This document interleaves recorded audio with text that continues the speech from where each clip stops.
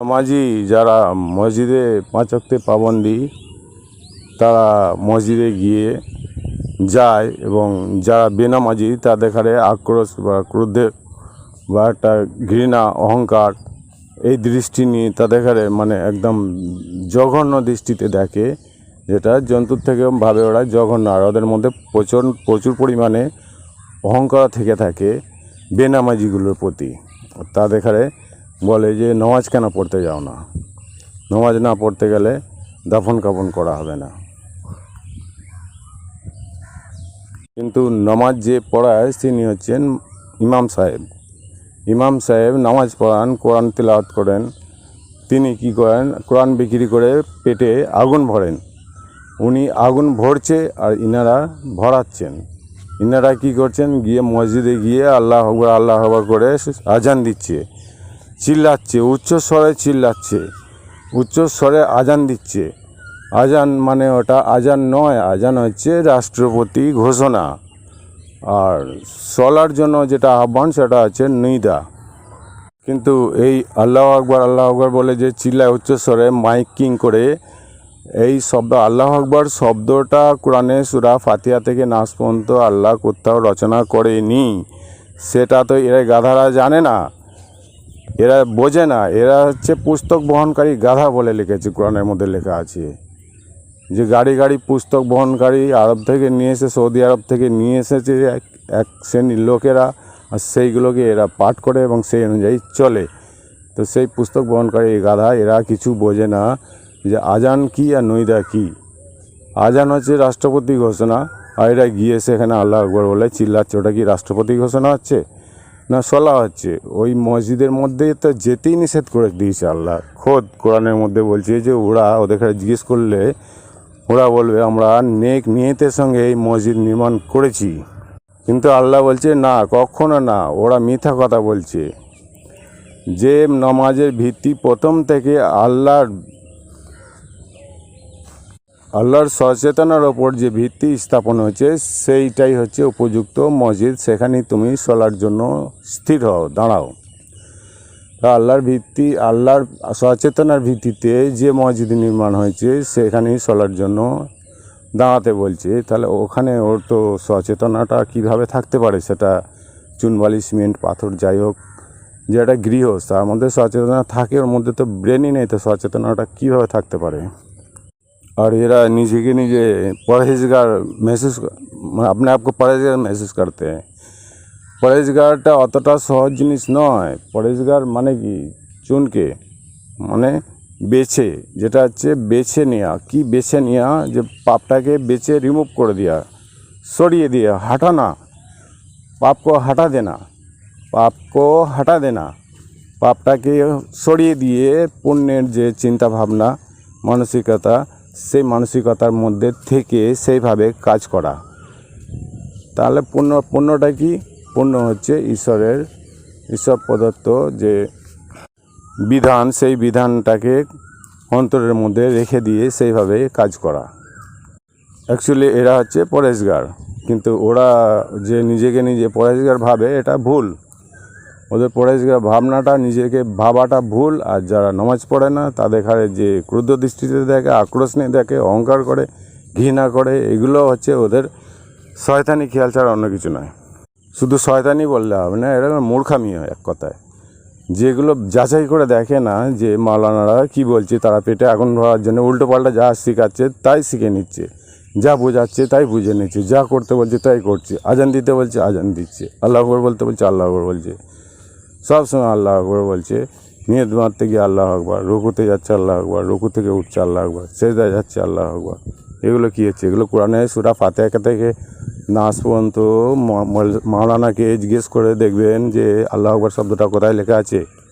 মাওলানা, আল্লাহু আকবার শব্দটা কোথায় লেখা আছে? আর যেটাকে মাওলানা বলছে ওটা মাওলানা নয়। অ্যাকচুয়ালি মাওলানা হচ্ছে আন্তা মাওলানা, আমাদের প্রভু, আমাদের ত্রাণকর্তা। উনি মৌলী সাহেব, উনি মাওলানা, উনি কি আমাদের প্রভু না উনি আমাদের ত্রাণকর্তা? তো উনি যেটা বলবেন সেটাই শুনতে হবে। আল্লাহ তো বলছে গায়রুল্লাহর ইবাদত করতে নিষেধ করছে, অর্থাৎ ওরা হচ্ছে গায়রুল্লাহ, ওদের বিধানটাকে মানতেই নিষেধ করে দিয়েছে। তারপরেও যারা মানছে তারা যে কত কঠিন পাপের কাজ করছে আর কত কঠিন শাস্তির জায়গায় যাবে সেটা তারা নিজেরা একবার ভেবে চিন্তে দেখে না। আর দাড়ি রেখে দাড়িতে মেহেন্দি লাগিয়ে এগুলো কি হচ্ছে? এগুলো জঘন্য, নিকৃষ্ট, একদম দেখতে এত দৃষ্টিকটু লাগে যেটা তারা নিজেরা বুঝতে পারে না। वो लोग अपने आप को महसूस भी नहीं कर सकते कि कितना ख़राब लग रहा है उन लोग को। তো ওরা নিজেরাও বুঝতে পারে না কতটা খারাপ লাগে, কতটা দৃষ্টিকটু লাগে সাধারণ মানুষের। সাধারণভাবে যারা জীবন যাপন করে ভদ্রভাবে সাধু সেজে শুধু বসে থাকলে হবে? দাড়ি রেখে গিয়ে সাধু শুধু তার পরিচয় দেওয়া যায় না। আচরণই হচ্ছে তোমাদের পবিত্র আচরণই হচ্ছে সুন্দর পোশাক। এটা কোরআনের আয়াত যে পবিত্র আচরণই হচ্ছে সুন্দর পোশাক। তাহলে ওটা কি? দাড়ি আর জুব্বাটা কি সুন্দর পোশাক? কখনই নয়। এগুলো কোরআনের মধ্যে কোথাও লেখা নেই জুব্বা পড়ো বা দাড়ি রাখো, খাতনা করো, এগুলো লেখা নেই কোরআনের মধ্যে কোথাও। কিন্তু ওরা গায়ের জোরে মাওলানারা যেটা বলে সেটাই শোনে। আর ওরা যাচাই করে দেখে না পাবলিকরা যে মাওলানা ঠিক বলছে না ভুল বলছে। আর নামাজ তো পড়েই, নামাজ পড়ার পরে কী হয়, মসজিদের সামনে বসার একটা জায়গা বানিয়ে রেখে দেয় ওরা। সেইখানে দাড়িওয়ালা লোকেরা, বয়স্ক লোকেরা সেখানে বসে থাকে, কুলো দাড়ি নিয়ে বসে আছে, দাড়িতে মেহেন্দি লাগিয়ে মাথায় টুপি পরে বসে আছে, জুব্বা পরে লম্বা লম্বা কুর্তা পরে বসে আছে। সেখান দিয়ে কোনো নারী যদি যায় তা তার বুকটা কেঁপে যাবে, তার মাইন্ডটাকে তারা বাধা দেবে, মাইন্ডটা বলবে যে না ওখান দিয়ে যাস না, ওখানে বয়স্ক দাড়িওয়ালা লোকেরা মুসল্লিগুলো বসে আছে, ওখান দিয়ে যাস না বাবা, তুই অন্য জায়গা দিয়ে যা। তাতে যদি 4 ডবল রাস্তা ঘুরে ঘুরে যেতে হয় সে ভালো, কিন্তু ওই সোজা রাস্তা দিয়ে তারা যেতে পারবে না। আর ওই নারীরা তো যাওয়া অনেক দূরের কথা, পুরুষ পর্যন্ত যেতে সেখান থেকে বাধাপ্রাপ্ত হয়। পুরুষ যারা সবাই তো 5 ওয়াক্ত নামাজে পাবন্দি হতে পারে না। 5 ওয়াক্ত নামাজে যারা পাবন্দি নয় তারাও সেখান দিয়ে যাওয়া তাদের পক্ষে সম্ভব হয়ে ওঠে না। তাদের বিবেকেও বাধা দেয় না, ওখানে যাওয়া যাবে না। সমস্ত মুসল্লির দলেরা বসে আছে, ওখান থেকে গেলেই এখন প্রশ্ন করবে, জেরা করবে যে নামাজ পড়োনি কেন, নামাজ পড়তে আসো না কেন। আরে বাবা, কেউ কারোর পাপের বোঝা বহন করবে না নিকট আত্মীয় হলেও। তাহলে তোমরা কেন জিজ্ঞেস করছো, জোর জবরদস্তি করছো, জোর জুলুম করছো? তোমরা আমাদের দিকে তাকিয়ে মানে ক্রুদ্ধ আক্রোশের দৃষ্টি নিয়ে রাগে অহংকার করো, আমাদের কাছে ঘৃণা করো, এগুলো কোথা থেকে আসছে? কেউ যখন কারোর পাপের বোঝা বহন করবে না তাহলে তোমাদের ওটা ভাবারই বিষয় নয়, আর ওটা বলার বা মন্তব্য করারও বিষয় নয়। যদিও বা মন্তব্য করে, যে মন্তব্যগুলো ওরা যদি যেগুলো করে সেই উদ্দেশ্যে পাবলিক সেখান দিয়ে গমন করতে ভয় পায়।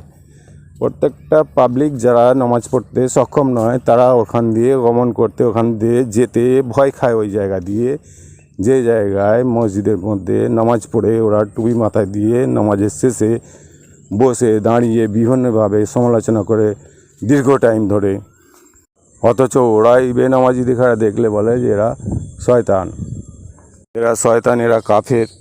এই যে কাফের মানে কি? কাফের শব্দটা কাঁধে খাড়ে বলেছে আল্লাহ কোরআনটা পড়ে বুঝে দেখুন ভালোভাবে। সূরা মাইদার 44 নম্বর আয়াতে আল্লাহ কাফের কাঁধে খাড়ে বলেছেন। আল্লাহ বলছেন যে আমার আয়াতসমূহের বিনিময়ে স্বল্প মূল্য গ্রহণ করো না, নিষেধ করেছে। যেসব যারা মূল্য গ্রহণ করে, বিনিময় গ্রহণ করে, তারা তারা তো কাফের, অবশ্যই কাফের। যেগুলো মাওলানা হাফেজ ইমাম সাহেব তারা কাফের।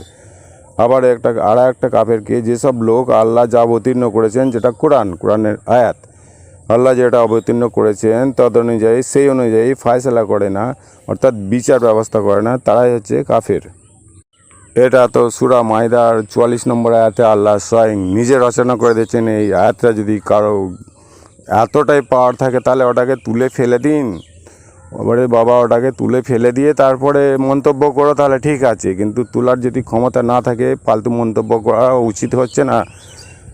অ্যাকচুয়ালি কোরআন অনুযায়ী তোমরা কি ফায়সালা করো? কেউ করো না। কোরআন অনুযায়ী ফায়সালা করো না, তোমরা লাওয়াল হাদিস অনুযায়ী ফায়সালা করো। অ্যাকচুয়ালি কাফের হচ্ছে তোমরা যারা লাওয়াল হাদিস অনুযায়ী ফায়সালা করে। সমাজের ব্যবস্থা, সমাজের কোনো কিছু ত্রুটি বিত্রুটি যখন ঘটে, ঝগড়া অশান্তি হয়, বিবাদ সৃষ্টি হয়, তারা কী করে? ফায়সালা করে সেখানে তারা বলে শুক্রবার দিন বসো, অমুক লোকের ফয়সলা হবে।